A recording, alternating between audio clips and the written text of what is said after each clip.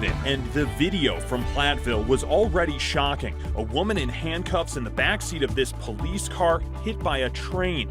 Now the arresting officer claims he didn't know she was in the back seat. The latest on President Biden's marijuana pardons, just how much of an impact that action will have here in Colorado, and a primetime embarrassment for the Broncos, a new low for Russell Wilson and company. Thanks so much for joining us here for Denver 7 News at 11. I'm Jason Grenauer. We begin today with the Platteville police officer whose patrol car was hit by a train while a woman was handcuffed in the back seat. Well, that officer claims he didn't know she was back there. We just got new body camera video connected to the case. Take a look. Well, I didn't know she was in my car because I remember when the train hit, I said, was she in my car? And she said, oh my God, she was. Okay. So I didn't know that she was in my car anyhow. She was put in my car. We cleared the truck, and then we cleared the back. And then as it was cleared, we just started going back, and then the male officers with the glasses, he's like, train. And then I hear I hear that, and then I start moving this way, and pow.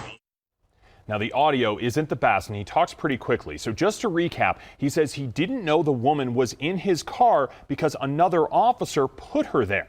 Now, we were skeptical too, so we checked the video we first got a few days ago. It shows a female officer does put Yoreni Rios Gonzalez in the vehicle as the other officer is facing the other way, apparently looking at her truck. Now, another question here. How could the officers not know the patrol car was parked on the train tracks? Well, this video shows the tracks are clearly visible under that vehicle.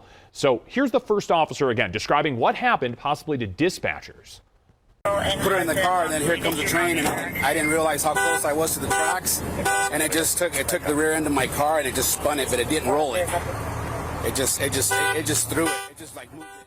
Now, this all started as a road rage investigation. The handcuffed woman was hospitalized for her injuries, but was released a few days ago. Her attorney says she did nothing wrong. That officer involved is on leave. President Biden is coming to Colorado next Wednesday to designate Camp Hale as a national monument. It was a World War II training site for the 10th Mountain Division. Many of those soldiers helped establish Colorado's ski industry after the war. Well, that visit from President Biden comes fresh off of his announcement about pardons for federal marijuana possession. Denver 7's Jessica Crawford has much more on how the president is now encouraging governors to do the same at the state level and how his decision impacts Colorado. This could signal an overall shift in how the country handles marijuana cases, and that's because the president also spoke with the Department of Health and Human Services and with Attorney General Merrick Garland about actually changing the schedule that marijuana is listed as under federal law. So currently, weed is considered a Schedule I drug, meaning by federal law, it's considered to have no currently accepted medical use and a high potential for abuse. Here's why that matters. A drug schedule sets the groundwork for the federal regulation of a controlled substance. Schedule I and II drugs face the strictest regulations. Schedule I drugs are effectively illegal for anything outside of research federally. Schedule II drugs can be used for limited medical purposes. Current scheduling leaves some marijuana users open to prosecution. The president also acknowledged that many people's lives have been made more difficult by federal marijuana laws, saying in part that criminal records for weed have led to barriers to employment, housing, and educational opportunities, and that people of color often face the harshest consequences.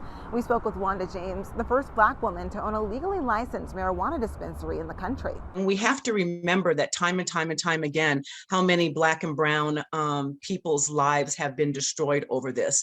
So while this is great for business, great for commerce, great for creating generational wealth, it is imperative that we recognize the human toll that the drug war has taken on American citizens over the last 100 years. Biden also encouraged governors to pardon simple marijuana charges, and that's actually something that Governor Jared Polis did between 2020 and 2021, pardoning thousands of people. In Denver, I'm Jessica Crawford, Denver 7. Broncos country. Oh boy. That game last night, it went about as poorly as it could have. Not a single touchdown was scored. The team choked away a late lead and lost in overtime. The questionable decisions, the turnovers, Russell Wilson looked bad. Our sports team is going viral on the internet this morning for apologizing to fans as soon as that game wrapped. That's how bad it was. Denver 7 Sports Director Lionel Bienvenu not pulling any punches on where we go from here. Well, the Broncos lost to the terrible and awful Colts on Thursday night. So what does that make the Broncos? That makes them worse than terrible and awful. They were embarrassing at Empower Field at Mile High. Okay, not the defense. They got 6 sacks on Matt Ryan, and Caden Stearns got 2 interceptions, and they held the Colts without a touchdown. But somehow, some way, Russell Wilson, the offense, found a way to lose it. Russell has regressed from a 9-time Pro Bowler and a Super Bowl champion all the way back to high school JV. He's made terrible decisions, mind-boggling interceptions. He's missing wide-open receivers Thursday night. He looks like he is lost out there. Let's pick up the game in the fourth quarter. Broncos up 9-6, 3rd and 13. Russ under pressure. He just threw it up. No receiver anywhere near it. He threw it up. It was picked. Broncos fans were throwing up. Then it got worse. Red zone with just over 2 minutes to play. The Broncos still leading. All they need is a field goal here. Russ was picked again. The Colts were still alive. Unbelievable. And they drove it all the way down in 5 seconds left. A field goal, tied 9-9 going to overtime. What did the fans do to deserve more of this misery? Well, a lot of them left. Colts got a field goal. They're up 12-9. What happens on 4th and 1? Russ tries to force a pass. It was incomplete. KJ Hamler was wide open. Russ didn't see him.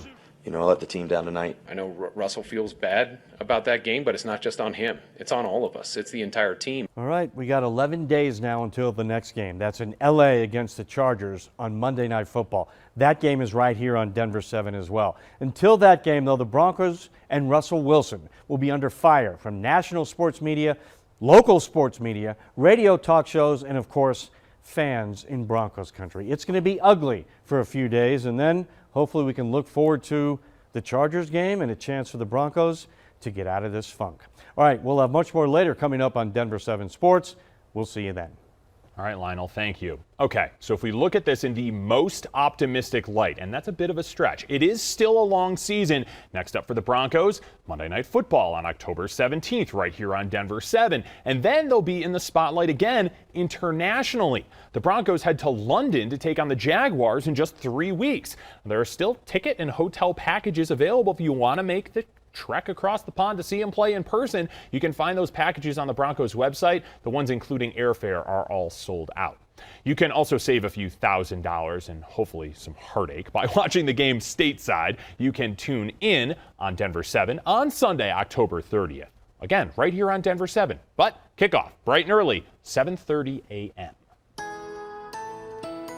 We woke up to Mother Nature in quite the mood. A cooler, damper, overcast morning kind of fits the mood of Broncos country as we all woke up. Meteorologist Lisa Hidalgo is here with the return of the sun, though, in time for the weekend, Lise. Yeah, it's going to be great timing. This weekend, beautiful, but you're right. I want to show you the difference, though, between the eastern plains and the mountains on a day like this. When we get a cold front that backs up along the Front Range, we get cloudy skies, the fog this morning, the drizzle, very cool conditions, but then take a look at the mountains there from Rocky Mountain National Park. Gorgeous shot there at Longs Peak. We have sunshine over the western half of the state and cloudy skies here in town. Things will break up a bit this afternoon, it looks like. Take a look. Current temps are still in the 30s and 40s. It's chilly out there. We're only going to climb, it looks like, into the mid to upper 50s here this afternoon. It's warmer in the mountains right now than what we're seeing down here. Golden's at 36, yet Blackhawk is at 58. Just shows you what a little bit of sunshine will do. Coming up here in a few minutes, we'll take a look at the weekend and how things are going to start to warm up and improve. Today, though, Jason, only likely in the mid to upper 50s with a little clearing and then a slight chance for a few showers later today. I'll have that full weekend forecast on the Super 7 Day coming up. Lisa, thank you. No doubt you've seen them. Gas prices are going up again. The good news is we're not getting the worst of it compared to the rest of the country. Denver 7's Veronica Acosta reports on what's driving prices up once again. We're still seeing a lot of fluctuations. The prices go up, the prices go down. Really early this morning, we were telling you gas at this Circle K not too far from downtown Denver was coming in at $3.99 a gallon.